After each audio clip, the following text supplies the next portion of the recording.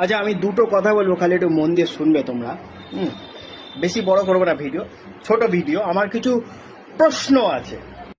প্রথম কথা হচ্ছে, এই যে অনেক রকম নিয়ম কানুন হয়েছে দেখলাম, মানে জরিমানা টরিমানার ব্যাপারে নাকি দ্বিগুণ হয়ে গেছে, বিভিন্ন রকম জরিমানা। তো সবাই সবটা জানো নিশ্চয়ই, কেউ জানো কেউ জানো না। তা আমি মূল পয়েন্টে আসি।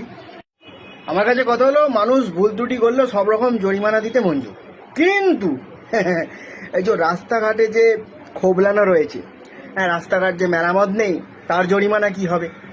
তারপরে ধরো এই যে বৃষ্টি হচ্ছে, তারপরে এই যে অল্প বৃষ্টি হলেই, মানে কলকাতার বেশিরভাগ জায়গায় তো ব্যাঙে মুতলেই ডুবে যায়।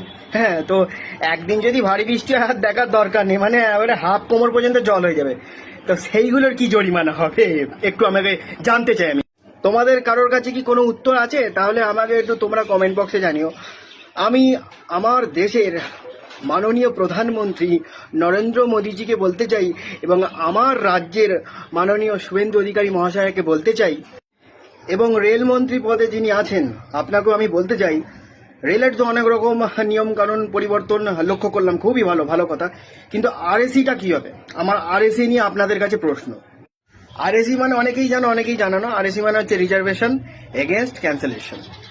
এবারে আমার কাছে বক্তব্য হচ্ছে, ধরো আমি এখান থেকে জয়পুর 800 টাকা টিকিট বুকিং করেছি, এবার সেই সিটটা আরএসি হয়ে গেল। আরএসি মানে অন্য একজন বুক করেছে, সে আর আমি একই সিটে 800 ভাড়া দিয়ে যাচ্ছি। আমরা দুজনে মিলে, আমাদের টিকিট যখন আরএসি হয়েছে, আমরা দুজনে মিলে কেন 800 1600 টাকা ভাড়া দেব?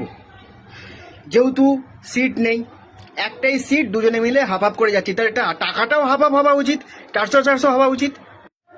এটা আমি একটা রেলের টিটিকেও জিজ্ঞেস করেছিলাম, বলেছিল যে জানি না সরকারের রুল ভাই, তোমরা একবার বলতে পারো সরকারকে। তো সরকারের কাছে পৌঁছাবো কি করে? ভিডিওর মাধ্যমেই পৌঁছাবো। তো আমার কাছে এটাই বক্তব্য, আরএসি যখন হবে টিকিটও যেন হাফ হয়ে যায়। টিটি আমাকে বললেন যে দেখো, কমসে কম কনফার্মেশন হয়েছে, যেতে তো পারছো। আরে যেতে পারছি, ভালো কথা, তো একটা সিট আমি ডবল ভাড়া দিয়ে কেন যাবো? মানে আমি 800 টাকা দিয়ে আমি রিল্যাক্স হয়ে যেতে পারছি না, তো অন্য একজন বসেছে, সেও তো 800 টাকা ভাড়া দিয়েছে, এটা বুঝতে হবে তো। বিনা টিকিটে ট্রেনে উঠলে তুমি তো ফাইন করছো, ডবল ফাইন করছো, 800 টাকা ভাড়া 1000 টাকা নিয়ে নিচ্ছ, তাহলে আমি কেন আমার সিটটা শেয়ার করব? তাহলে ট্রেন বাড়াও, সিট বাড়াও, এগুলো তো তোমাকে দেখতে হবে, তুমি তো সরকার চালাচ্ছ, এগুলো কে দেখবে? এগুলো তো পাবলিক হ্যারাসমেন্ট হচ্ছে। টাকা দিচ্ছে ডবল, কিন্তু সিট পাচ্ছে এই আমি 800 দিচ্ছি, ও 800 দিচ্ছে, মানে একটা সিটের ভাড়া 800 টাকা, সরকারের ঘরে চলে যাচ্ছে 1600 টাকা, ওর থেকেও 800 আমার থেকেও 800। এগুলো আমাদের তো লস। তারপরে রেলের একটা যে সমস্যা দেখা দিচ্ছে, মানে টিকিট 2 মাস 3 মাস আগে থেকেও টিকিট, উত্তরপ্রদেশ মধ্যপ্রদেশের টিকিট তো তুমি পাবেই না, মানে ওগুলো সবসময় বুকিং। এগুলো মাঝখানে কিছু দালালরা টিকিট নিয়ে নিচ্ছে, দালাল তো বলবোই, কনফার্ম টিকিট, ও আইআরসিটিসির হয়ে কাজ করে। তারপরে পেটিএম বলো, বুক মাই শো বলো, যাত্রা.com, সবই তো দালাল। আরে যে দালালি করে সেই তো দালাল, এতে তো আর আপত্তি কিছু নয়। কিন্তু মানুষ হচ্ছে, টিকিট বুকিং করার পরেও আরএসি কেন হবে? আর আরএসি যদি হয় বা টাকা ডবল কেন দেবো, হাফ দেবো? ডবল মানে কি? মানে 800 টাকাটা আমি 400 দেবো, যেহেতু আমার সিট আরএসি। এইটা আমি কিছুতেই মানতে পারি না ভাই। আরএসিতে ফুল পেমেন্ট দিয়ে যেতে হবে কষ্ট করে, এটা কেন? এটা রেলের একটু দেখা উচিত। আমি এগুলো একটা এক্সাম্পল স্বরূপ বললাম। আর একটা সমস্যা দেখা যাচ্ছে, 93% দেখানো সত্ত্বেও কনফার্মেশন টিকিট ক্যান্সেল হয়ে যাচ্ছে, ওয়েটিং লিস্ট থেকে থেকে ক্যান্সেল হয়ে যাচ্ছে। ক্যান্সেল হওয়ার পরে আমি ট্যাক্স দেবো কেন? আমি তো ট্রেনে পাই দিলাম না। হ্যাঁ, ধরো 700 টাকার টিকিট কেটে কুটে আমাকে 600 দিল, কেন ভাই? কি 650 দিল? আমি 60 টাকা 70 টাকা সরকারকে ট্যাক্স দিতে যাব কেন? আমি তো রেলে ট্রাভেল করিনি, আমি তো পাইনি, আমি তো টিকিট ক্যান্সেল হয়ে গেছে, তাই এই ট্যাক্সটা কেন কাটবে সরকার? তোমার রেলের পরিকাঠামো ভালো নয়, সেটাকে উন্নত করো। মানুষের জন্য হ্যারাসমেন্ট হচ্ছে, তুমি কনফার্মেশন দিতে পারছো না, টিকিট বুকিং হবে কি না, টিকিট কনফার্ম হবে কি না, অথচ তুমি টাকা কেটে নিচ্ছ। এগুলো তো উচিত নয় ভাই। এই দিকে আমি দেখতে বলবো একটু।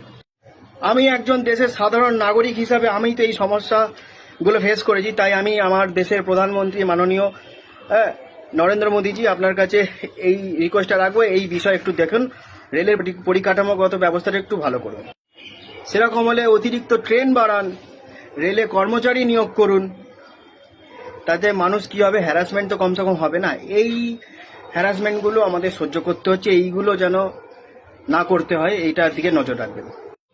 এইটা শুধুমাত্র আমার সমস্যা নয়, আমি মনে করি আরও অনেকের সমস্যা, কেউ বলে কেউ বলে না।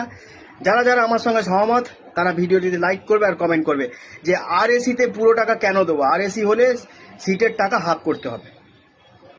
আর টিকিট যদি কনফার্ম না হয় তাহলে কোনো রকম ট্যাক্স আর ক্যান্সেলেশন ফিস আমরা দেব না।